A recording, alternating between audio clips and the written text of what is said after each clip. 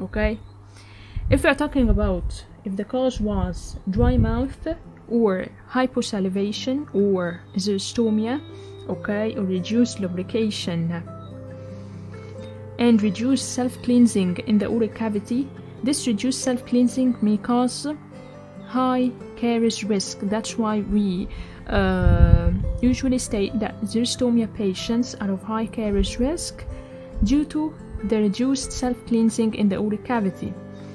The main factor for self-cleansing in the oral cavity is the saliva.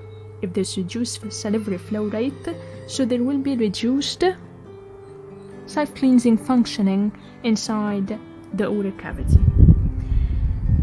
This xerostomia may be condition-induced. If it's induced by a condition, it's usually called Jaggern's syndrome, which is an autoimmune disease that causes hyposalivation.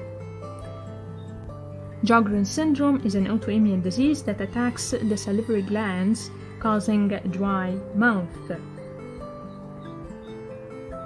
And it sometimes accompanies other immune system disorders as rheumatoid arthritis or systemic lupus erythematosus.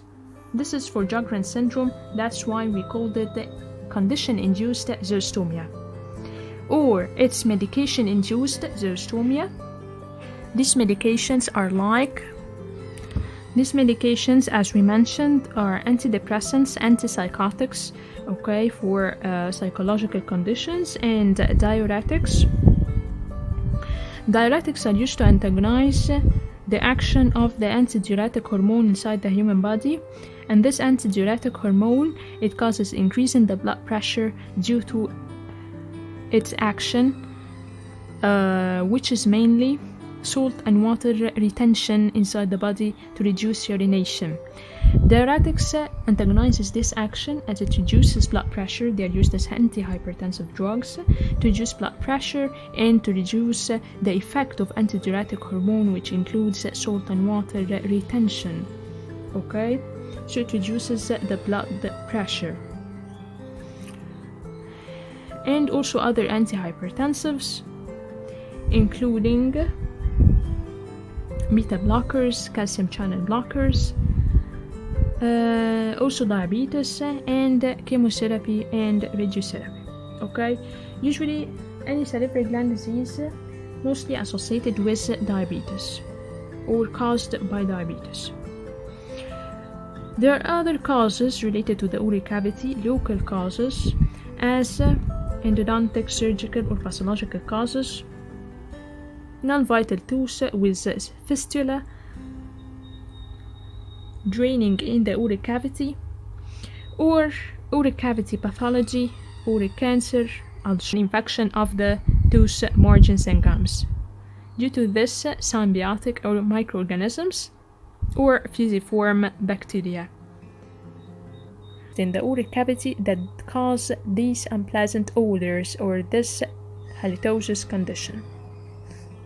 Second, there should be periodontal management by scaling and root planning. Third, you should prescribe an antiseptic mouthwash, which is the chlorhexidine, but without long-term use. Avoid prescribing chlorhexidine mouthwash for long-term use to avoid staining of the teeth and mucosa. Good oral hygiene instructions should be given, good brushing and flossing, and cleaning of the dorsum of the tongue by brushing, and there should be replacement of any old restorations or old dentures or any old appliances, and there should be treatment of caries teeth.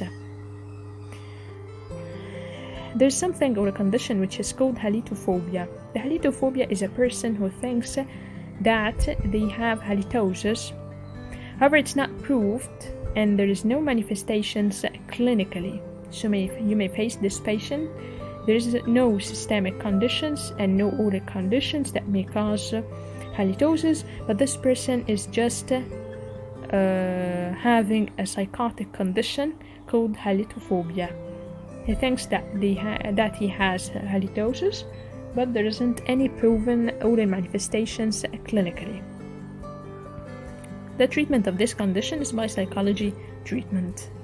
Okay, This is all about halitosis. If you like this video, please subscribe our channel to receive more videos. Thank you.